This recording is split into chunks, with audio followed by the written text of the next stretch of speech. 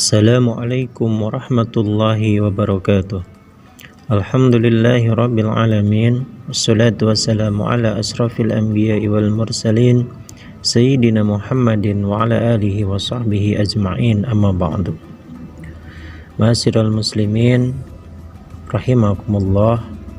Alhamdulillah, pada kesempatan ini kita masih diberikan umur yang panjang oleh Allah Subhanahu wa taala serta nikmat iman dan Islam, sehingga kita bisa menikmati indahnya dunia pada detik ini pula.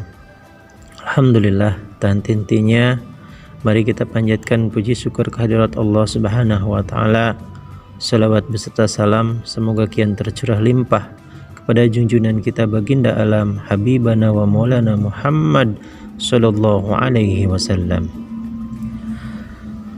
Para siswa yang dirahmati oleh Allah Subhanahu wa taala, di pagi yang cerah ini alhamdulillah kita bisa berjumpa kembali dalam kegiatan rutin kita. Ketika kita melaksanakan pembelajaran, kita senantiasa rutin melaksanakan sholat duha dan tausiah duha. Pada kesempatan ini, materi yang akan disampaikan adalah ada 7 perkara yang dapat merusak Islam seseorang. Kita sebagai muslim alhamdulillah senantiasa harus mensyukuri karena Allah Subhanahu wa taala memberikan nikmat kepada kita, yaitu kita semuanya muslim. Kita beragama Islam. Inna dina indallahil Islam. Sesungguhnya agama yang diridhai oleh Allah Subhanahu wa taala itu adalah agama Islam. Setiap muslim diharuskan untuk selalu berhati-hati dalam bertindak. Setiap manusia pasti memiliki kadar keimanan yang berbeda-beda. Semakin kuat iman akan semakin membantunya untuk jauh dari perbuatan buruk. Keimanan seseorang memang dapat berubah-ubah, kadang bisa berkurang, bertambah, rusak, bahkan hilang. Semua ini tergantung pada keyakinan dalam hati dan amalan yang dilakukan.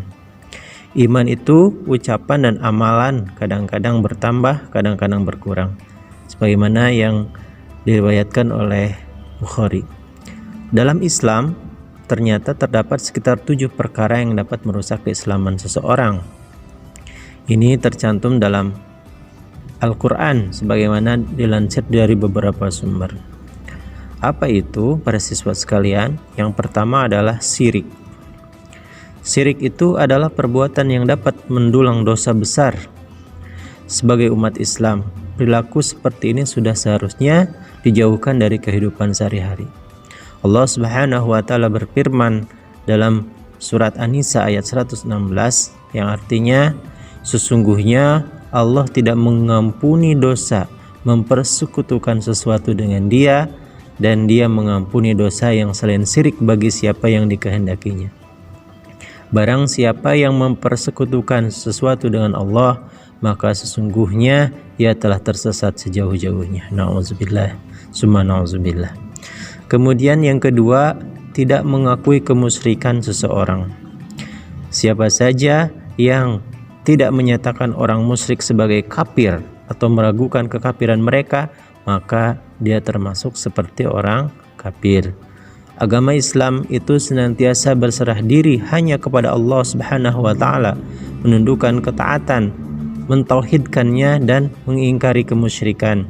Allah Subhanahu wa taala berfirman di dalam surat Al-Baqarah 256, tidak ada paksaan untuk memasuki agama Islam. Sesungguhnya telah jelas jalan yang benar daripada jalan yang sesat. Karena itu, barang siapa yang ingkar kepada tagut dan beriman kepada Allah, maka sesungguhnya ia telah berpegang kepada buhul, tali yang amat kuat yang tidak akan putus, dan Allah Maha mendengar lagi Maha mengetahui. Para siswa yang dirahmati oleh Allah Subhanahu wa taala, yang ketiga, meyakini petunjuk yang lebih sempurna dari sunnah Nabi. Orang-orang yang meyakini bahwa adanya petunjuk yang lebih sempurna dari sunnah Nabi, maka ia termasuk dalam kekafiran.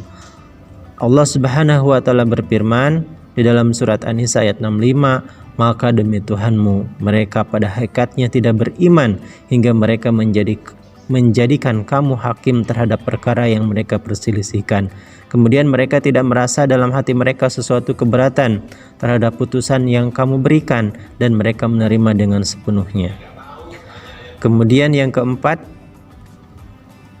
yang akan merusak keimanan kita adalah tidak menyukai apa saja yang dibawa Rasulullah SAW.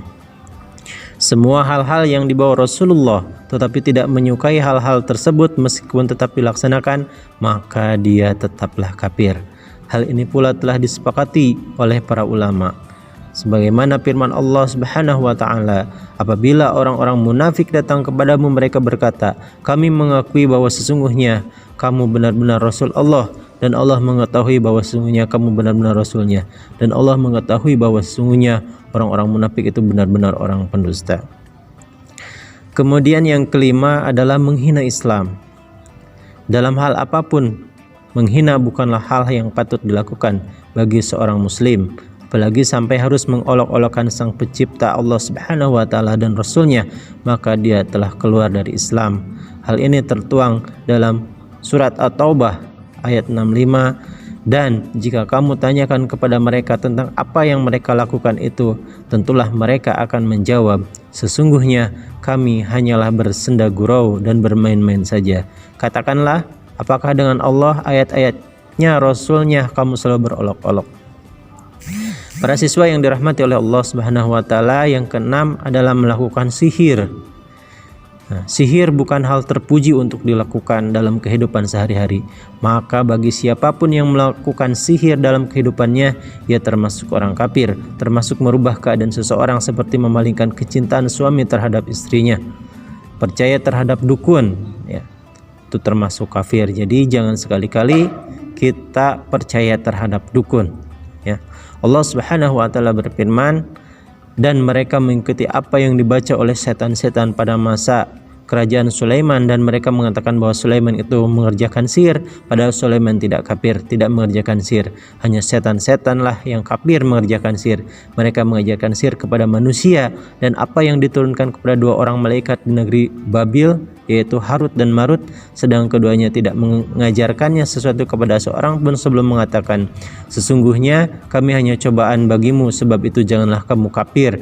Maka mereka mempelajari dari kedua malaikat itu apa yang dengan sihir itu mereka dapat menceraikan antara seorang suami dengan istrinya, dan mereka itu ahli sihir tidak memberi mudarat dengan sihirnya kepada seseorang pun kecuali dengan izin Allah, dan mereka mempelajari sesuatu yang tidak memberi mudarat kepadanya dan tidak memberi manfaat, demi sesungguhnya mereka telah meyakini bahwa barang siapa yang menukarnya kitab Allah dengan sihir itu, tidaklah baginya keuntungan di akhirat, dan amat jahatlah perbuatan mereka menjual dirinya dengan sihir kalau mereka mengetahui. Nauzubillahi min dzalik. Para siswa yang dirahmati oleh Allah Subhanahu wa taala, dan yang terakhir yang dapat merusak iman kita adalah mengambil perlindungan selain Allah Subhanahu wa taala, meminta perlindungan, memohon ampun atau meminta syafaat sesungguhnya hanya kepada Allah Subhanahu wa taala. Lalu bagaimana jika ada yang meminta perlindungan selainnya? Maka kafirlah mereka. Allah Subhanahu wa taala berfirman, ingatlah, hanya kepunyaan Allah lah agama yang bersih dari syirik, dan orang-orang yang mengambil pelindung selain Allah berkata, kami tidak menyembah mereka melainkan supaya mereka mendekatkan kami kepada Allah dengan sedekat-dekatnya. Sesungguhnya Allah akan memutuskan di antara mereka tentang apa yang mereka berselisih padanya. Sesungguhnya Allah tidak menunjuki orang-orang yang pendusta dan sangat ingkar. Ma'asyiral muslimin, para siswa rahimakumullah, itulah tausiah pada kesempatan ini tentang 7 perkara yang dapat menghancurkan atau merusak Islam. Sesungguhnya yang tercantum dalam Al-Quran, semoga kita dapat memahaminya dengan baik dan jauh dari perkara-perkara tersebut. Amin ya Allah ya Rabbal Alamin. Itu saja yang bisa disampaikan pada tausiah hari ini. Mudah-mudahan kita semua terhindar dari sifat-sifat syirik, iri, dengki, dan kita serahkan diri kita hanya kepada Allah Subhanahu wa taala. Iyyaka na'budu wa iyyaka nasta'in. Mari kita berserah diri kepada Allah, hanya memohon kepada Allah Subhanahu wa taala. Terima kasih atas perhatiannya. Wabillahi taufiq wal hidayah. Wassalamualaikum warahmatullahi wabarakatuh.